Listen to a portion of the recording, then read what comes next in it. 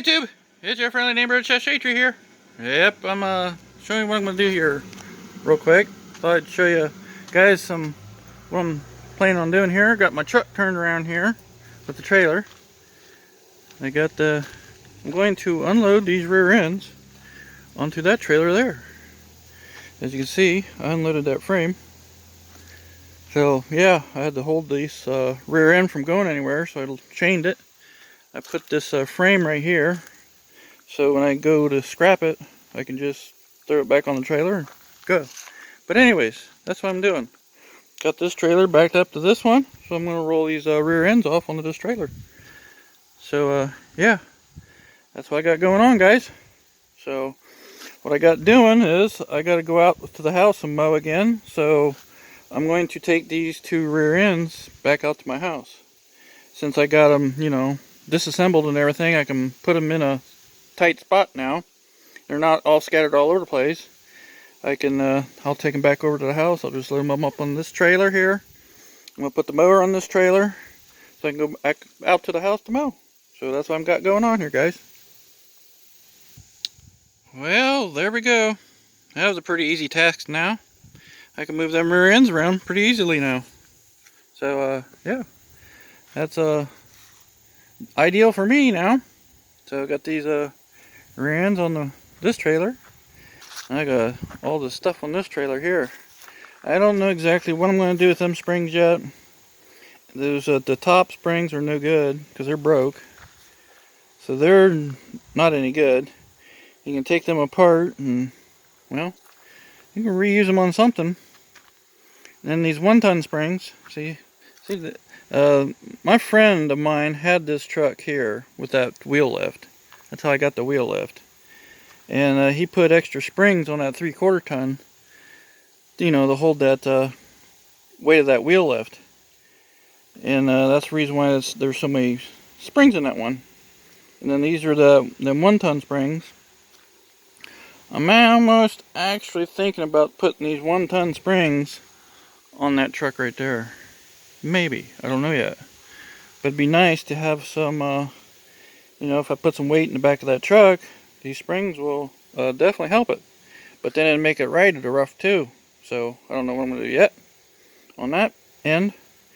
But I am wanting to put some heavier spring in that truck right there.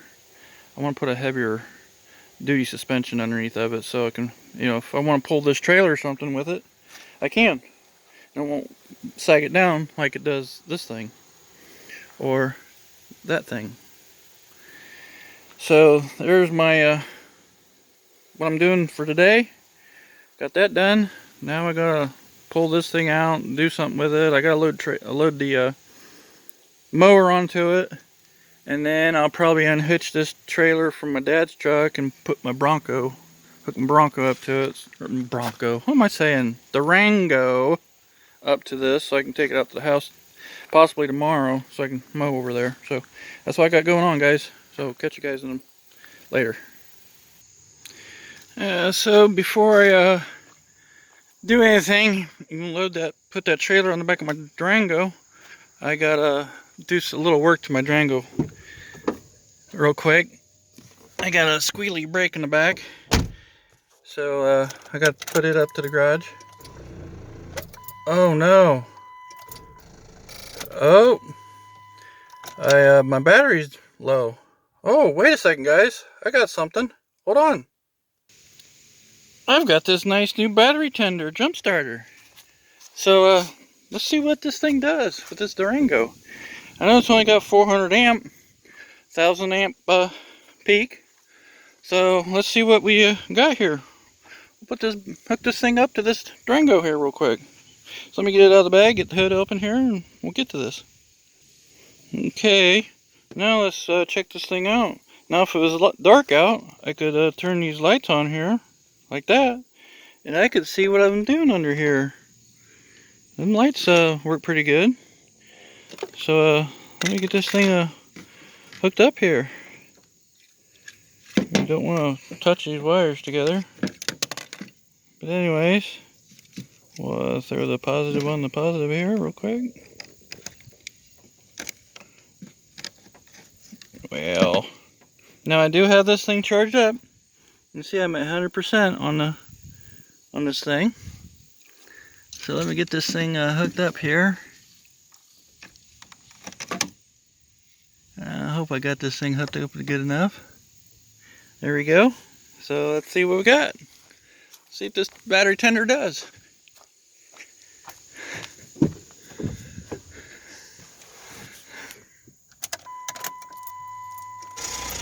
Nope.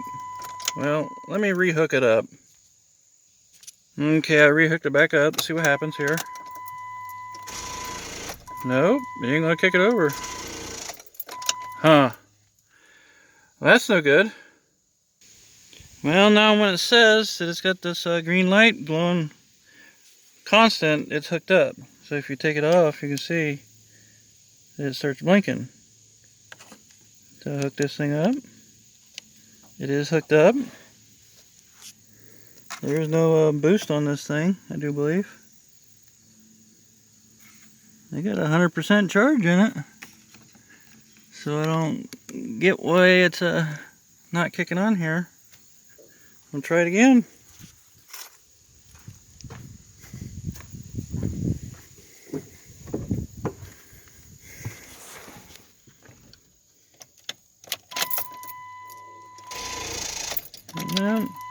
Do I give it enough time to charge or something? I don't know. Well, I don't think that battery tender's strong enough to turn this a Hemi over.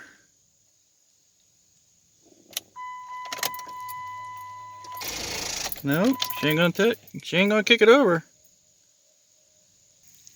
Well, guys, I guess the battery tender just doesn't have enough gumph to kick over this Hemi. So guess what? I'm gonna have to go get another one. So I'll be right back. Alrighty, guys. I guess I'm gonna try out this Loki-Thor. See what it does. So we'll turn this thing on.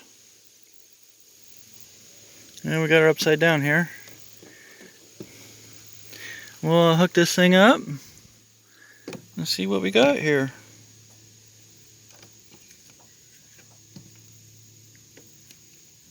Well, let me get it hooked up. Okay, it's telling me I have 14 volts. So it should be enough to crank this boy over. So let's see what we got here, guys. See what the Loki-Thor does.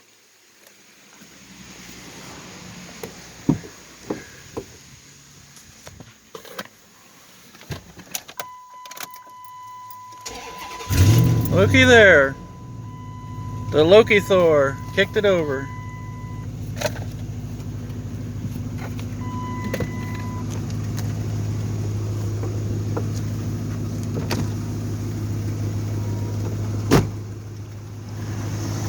Well, you just saw it, guys.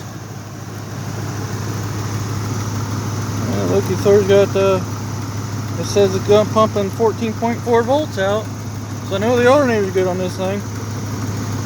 So yeah. The Loki-Thor kicked this thing over. I think maybe shut this thing off and take the cables off. And there we go, guys. Loki-Thor did it. The little battery tender didn't. Battery tender just didn't have enough oomph to do it. And I haven't even charged this thing up yet, so good job, Loki-Thor. At least it started up my Hemi. So I'll get with you guys later. I gotta put this thing on the battery charger. I know why it was low, because I've been in and out of the Durango and the light's been on in it and stuff.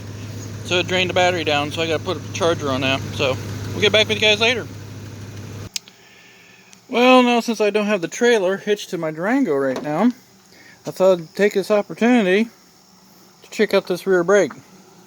I did rear brakes on this thing a while back, and well, maybe a couple years ago actually. But anyways, when I put it together and I ran it again, I heard a squeak back here. So I got yeah, I think the not the squealers, but something else is rubbing in back here. But anyways, thought to take this opportunity to do the sievem again. Test out the sievem once more. See what we get.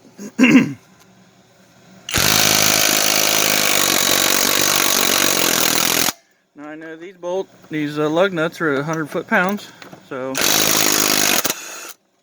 looky there.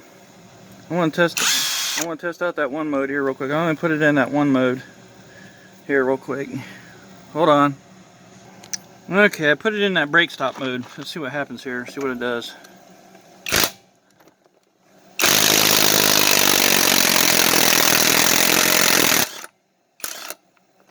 Well, it didn't quite work, but oh well. I can put this thing down.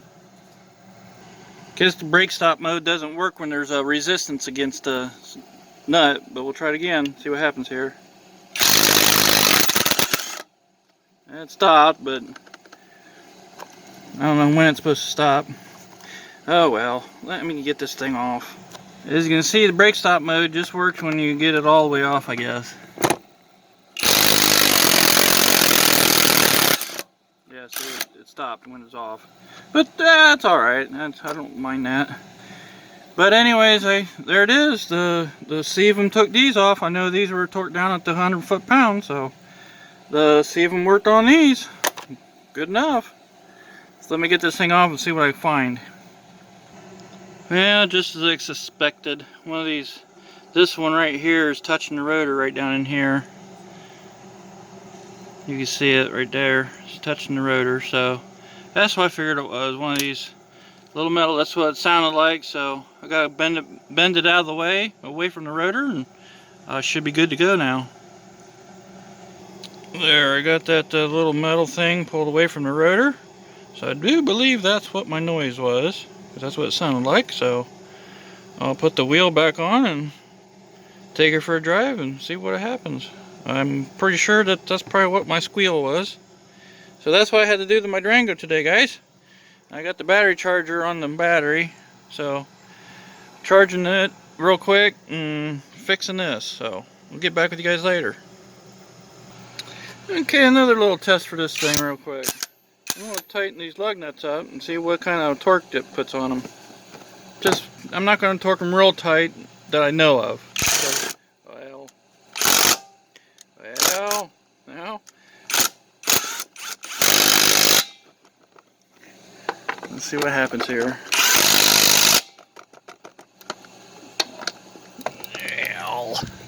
Well, this ain't working, guys. I just can't do it with one hand. Well, this ain't gonna work. Boy, when I tell you what, when something don't want to work, it don't want to work. It ain't gonna work. But anyways, I was just gonna try to show. Yeah, I was gonna try to show this thing torquing down, but it just ain't gonna do it. I gotta use both hands. You gotta love it when lug nuts start to get big and then the socket sticks on them. But anyways, I'm just showing you how much I'm torquing them down real quick. Just so. I'm going to take a torque wrench and see what happens. I'm going to put the torque wrench at 100 foot-pounds. So there we go, guys. I got my Tecton torque wrench set at 100 foot-pounds of torque. So let's see if this thing moves when I torque it down. Nope, it don't move at all. So the Sevum lug nut, the Sevum torque thing. Hold on. This is absolutely fun when you're trying to do something on film and nothing works right, and you got to use one hand to do it. But anyways, yeah, we'll do this another one here. Yeah, now if I can talk right, the Sevum impact gun has run these lug nuts down to over 100 foot-pounds of torque. So maybe I ought to go a little higher and see what this thing will actually go to. Let's see. Let me run this torque wrench up more. So there's, I think that should be 125. No, right there's 125. That should be 125 foot-pounds of torque. Let's see what 125 does. No, it's more than 125 foot-pounds. So let's keep going. Let's go to 150.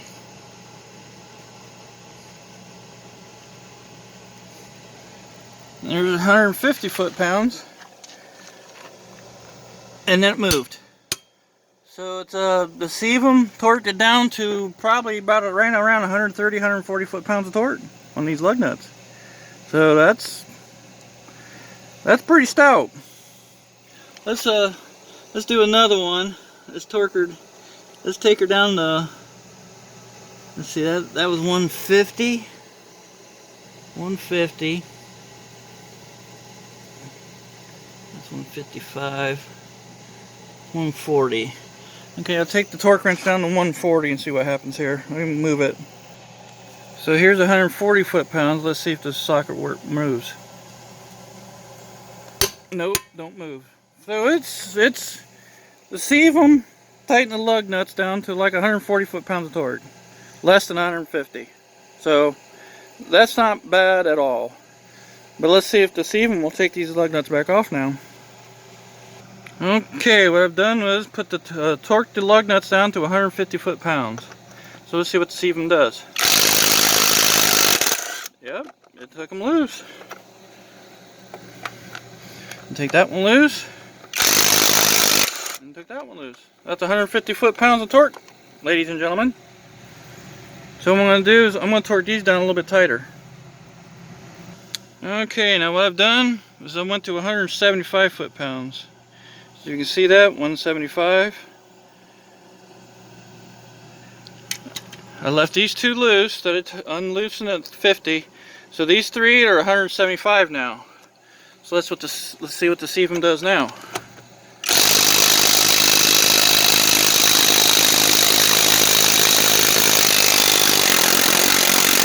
Yeah, it did it. It eventually did it. 175 foot-pounds. There we go, 175 foot-pounds torque, guys. So yeah, Sevum's doing 175 loosening. So I'm gonna have to tighten these back up. So there it is, guys. I did a little test with the Sevum. I did it 100. I tightened them down. You saw how tight I tightened them. I didn't really tighten them real tight with it, and they tightened anywhere from between 140 and 150 foot-pounds tightening. And then loosening, I took these two to 150, the Sevum took them off. I took the other three to 175, and it took them off. So I think this one's still at 175 right here. Let's undo this one real quick.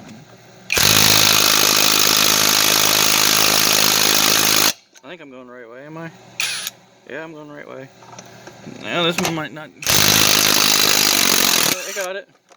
It got it. It took it 175, so it's taking loose 175 foot-pound torque lug nuts. And now I don't want to go any tighter than that on these lug nuts because I'm not going to ruin the threads on my Durango on the lug nuts. So 175 is plenty enough. They're only supposed to be 100 foot-pounds, but 175, the Sevum took them off. So you saw it right here. So you saw two what do you want to call it? Yeah, test today. I did the Sevum, I did the battery tender, and the Loki jump starters, and there we got it, guys. The Sevum's working pretty decent. I'm really impressed with it, kind of, sort of. I was expecting it to fail, not do very good, but you guys see it for your eyes. 175 foot-pounds taken off, and tighten back up at 140 plus. So there we go, guys. So I'm gonna take this video off. Well, maybe I'll take this Durango for a test drive real quick so you guys can know if I fix this or not. So I'll do that real quick.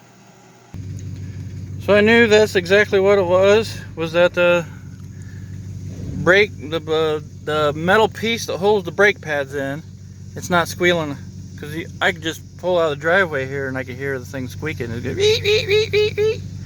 Not doing it anymore. So that's what fixed that. So what do you think, guys? The Sevum torque wrench, the Sevum impact gun, and the Loki Thor jump starter did its job, starting this 5.7 Hemi. The good old battery tender with 400 amps, 1000 peak, just didn't have enough to do the 5.7 Hemi. I'm sure if you had a motorcycle, you know, smaller 4-cylinder cars and stuff like that, this thing would be perfect for that. but for a 5.7 Hemi, just not enough. The Loki Thor did his job. So, hope you guys enjoyed this video. I'm going to put the battery charger back on my Durango. So, I hope you guys enjoyed this. And, yeah. Thanks for watching, and we'll see you in the next one. Give me them subscribers. Share this thing out.